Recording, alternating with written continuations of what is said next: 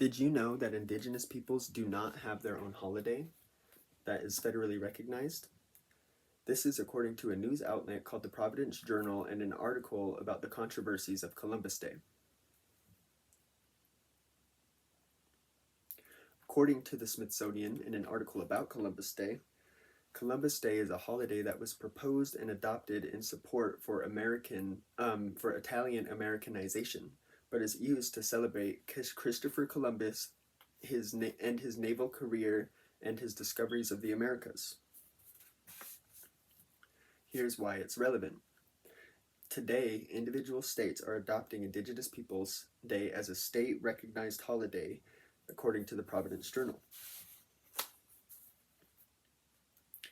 Here's why it's controversial. In an article from Michigan State News written by Jared Wadley, Gregory Dowder, a professor on American culture and history, says that Columbus Day perpetuates discrimination and prejudice towards indigenous peoples. On the other hand, President Trump, in his 2025 Columbus Day proclamation, claimed that replacing Columbus Day with Indigenous Peoples Day is an erasure of history. Where I stand is in favor for the adoption of H.R. 5822 Indigenous Peoples Day Act, which will replace Columbus Day. This was sponsored by Representative Norma J. Torres in 2023. Here is how I built credibility. To study for this, I researched about the effects of misrepresenting Indigenous history, the effects of discrimination towards Indigenous peoples, and the accurate history of Columbus Day. In this presentation, I'm going to argue why the United States government should adopt the H.R. 5822 Indigenous Peoples Day Act. My main points are: 1, it would reduce discrimination towards Indigenous peoples. 2, it would reduce depression in Indigenous peoples. 3, despite my opposition's claims, it will not erase history. Now that I've described my goals in this presentation, I will begin with the benefits of my proposition policy. Constructive argument number 1. If the H.R. 5822 Indigenous Peoples Day Act is adopted, then it would reduce prejudice and discrimination towards Indigenous peoples. The problem is that Columbus Day contributes to prejudice and discrimination towards Indigenous peoples and history. For this evidence, I will show an example of relative omission from an article in the Social Issues Review written by Stephanie Freiberg et al. In 2023. Among states that mention Native peoples' tribal sovereignty in their K-12 curriculum, the references are predominantly pre-1900s contexts. 95% of first Google searches results for Native Americans or American Indians are pre-1900s historical portraits. This includes sports mascot caricatures which romanticize Indigenous peoples as brave warriors or degrade them as aggressive savages. Evidence 2.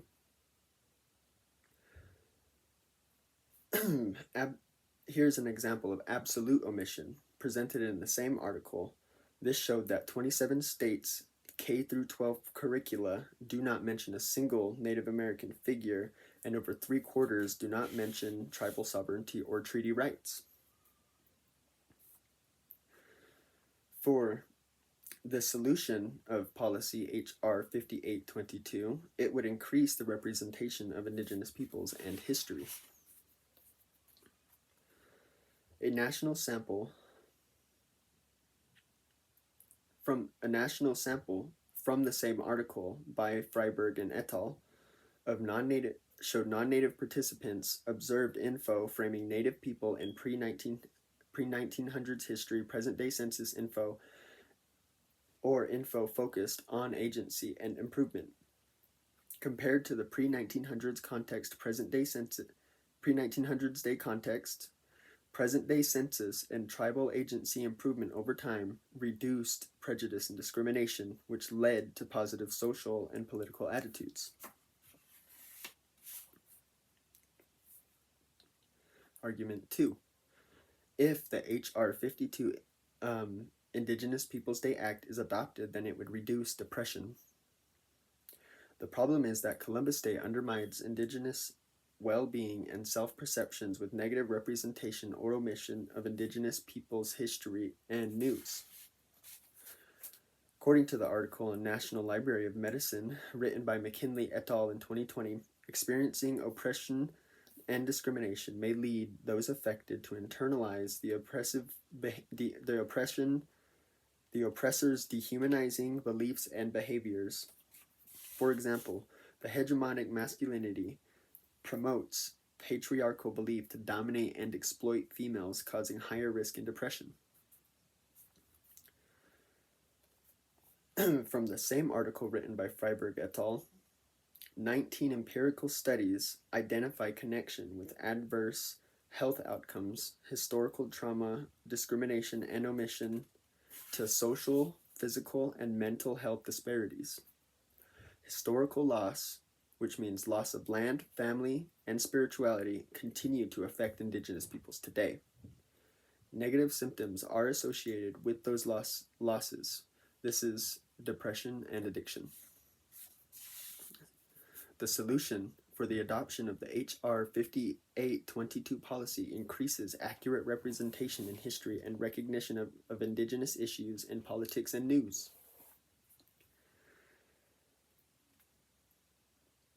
Another national sample of non-Native participants read information only on Native disparities, with no explanation of how those disparities arose or information about Native disparities coupled with info about policies, practices by the U.S. government leading to those disparities.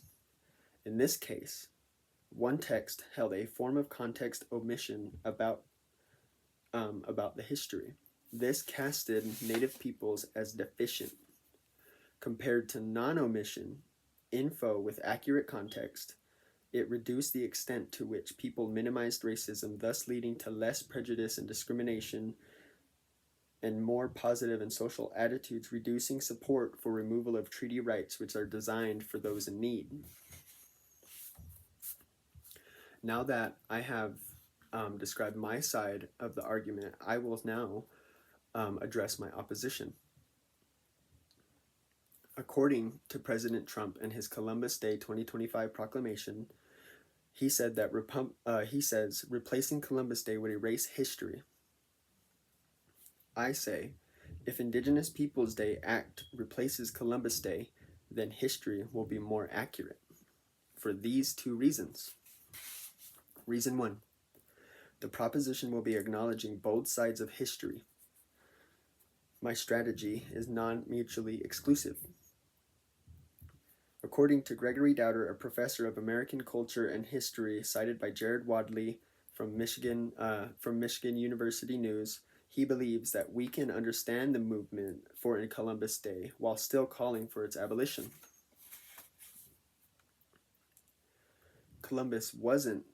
Reason 2, Columbus wasn't the first European to arrive in the Americas. This strategy will expose inconsistencies. According to Carrie Springer, an anthropologist at the University of Nebraska, the Vikings arrived in the Americas over 400 years before Columbus.